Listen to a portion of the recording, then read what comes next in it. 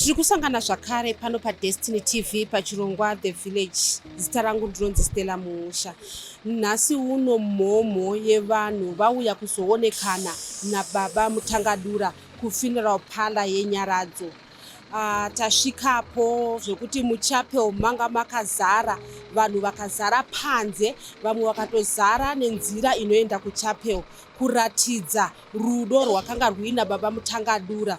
Muparidzi aparidza nhasi ipapa ataura nyaya yekuti nekuda kwebasa rakafamba rakabata baba Mutangadura, tinoti vari kufamba pamupata wemumvuri werufu asi haungavakuvadzi nenyaya yekuti vari kuziva kwavari kuenda. So David is saying, even if I die, I don't stay in death, but I pass through death going to my Savior who is my shepherd. Saka vanofa vakararama upenyu hwakanaka saJoseph. Upenyu hwekubata vamwe, upenyu hwekunzwira vamwe tsitsi, upenyu hwekugwana pfuma yake nevarombo nevasina. Murume akaita seuyu manje, kana akasvika parufu haagare murufu, but anopfuura nomurufu achienda kune imwe nyika yakagadzirirwa avo vakaita kuda kwaMwari. So I want to believe this afternoon, as we collect this body, Joseph does not stay in death. Pane vakakodzera kuzogara murufu, vachati vakange vafa vanobva vangogara imomo, but Joseph has passed through death. And he is going to be journeying with the Savior, journeying with the Messiah. Saka zvazvinoreva ndezvekuti hatigare murufu. I will conclude with this small story for you to understand why I say vanofa vari kuna 10 havagare murufu. This one young man who used to pass through the graveyard going to school, and he would pass through the graveyard coming back home. Vanhu vakaona vakamuona vakati mwana uyu nezera rake haatyi here kumakuwa, anopfuura nemakuwa achienda kuchikoro. Anopfuura nemakuwa achienda kumba. Hautyi here makuwa. Even the teachers were afraid of the graveyard. So vaitonyenyeredza nerodi yekuse. But yaitika ndopfupika rodi.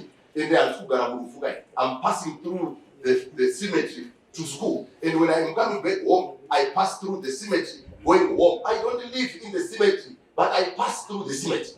I want to give that loose example. Ndozvitaura naDavid. Kana ndakafamba pamupata womumvuri wekufa, zvinoreva kuti Mutangadura Jose anotofamba pamupata womumvuri wekufa because of the works that he did, the works of benefiting other people, the works of being a nice man in a society which is grieving. And here gathered, this man deserves to walk through the valley of the shadow of death. He does not deserve to stay in death, but to walk through the valley until he meets the Creator, until he meets the Maker. I want to bless the congregation this afternoon. You can also make a difference about your life. Uchibapano nas, don't cry the most. Uchibapano nas, don't be the much more bitter person, but go and make a difference. Go and live well like Joseph did. Go and impact lives. Go and be good. Go and be nice. Go and be generous. Go and be kind. When you do that, you qualify on your time of death to also walk through the valley of the shadow of death, because his rod and his staff will comfort you. May God bless us this afternoon in the name of the Father, the Son, and the Holy Spirit. Amen. Vataura vakamirira vehukama vakumbira zvakanyanyisa kuti vanhu varemekedze, kuti pasabvunzwe pasataurwe nokuda kwekuti hapana statement iri official yakapiwa nemapurisa iri kutaura kuti ndiani akaita usvinu hwakadai akapfuura baba Mutangadura. Ndine chikumbiro chandapuwa nevanhu vokwaMutangadura, vanakomana nevanasikana vandiri kuronga navo nemuzukuru, vari kuti pari zvino hakuna anoziva akaita zvakaitika izvi zvapa kuti baba varare apa. Zvamauya kuno muzukuru nemadzikuru ake nanamaini vake, vana vari kukumbira kuti tiri kuremerwa, tiri kurwadziwa, uyai mungoona muchemenezo.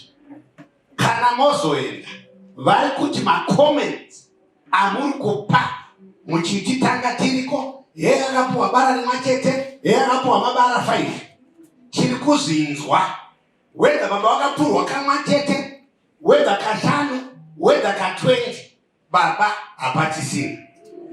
Zvino vari kuti tapota tapota musatirwadzise pakurasikirwa kwedu kuti tanga tiriko tanzwa zvakati.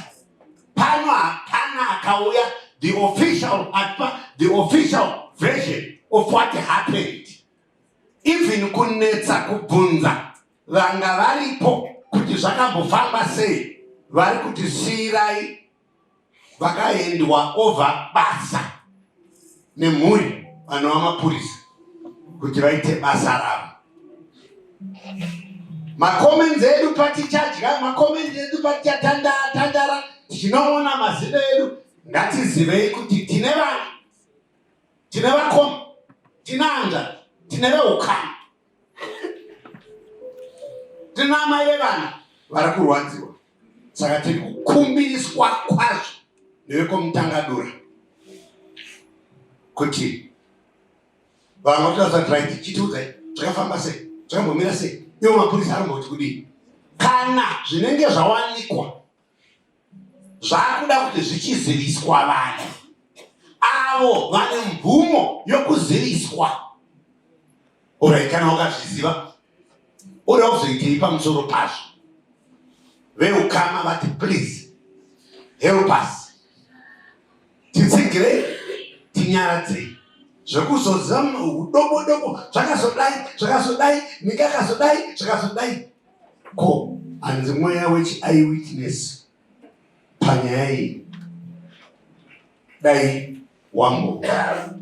mangomira nesu pakurasikirwa kwedu. Ndo zvandakumbirwa kuti nditaure. Zvakaipa here izvi? Vatambi takakumbira kuti muzukuru ataure izvi, hazviite mushe. Asi vakumbira ine mutorwa. Munhu arambidzwa kufunga zvaanofunga, asi zvifunge zviorere nepfungwa dzako.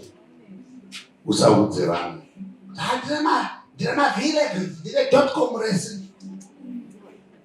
Taudza kuti .com rakaberekwa mwana wako wokutanga, unotokanga zvii mwana akaberekwa rini? Uda kuzozva .com repapapa. Dai Mwari wamasimba usatipedzera atinyaradza muzita raJesu. Amen.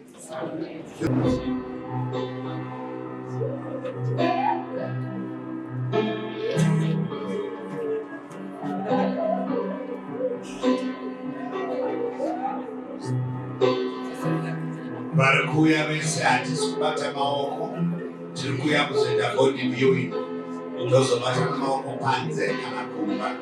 I thank you.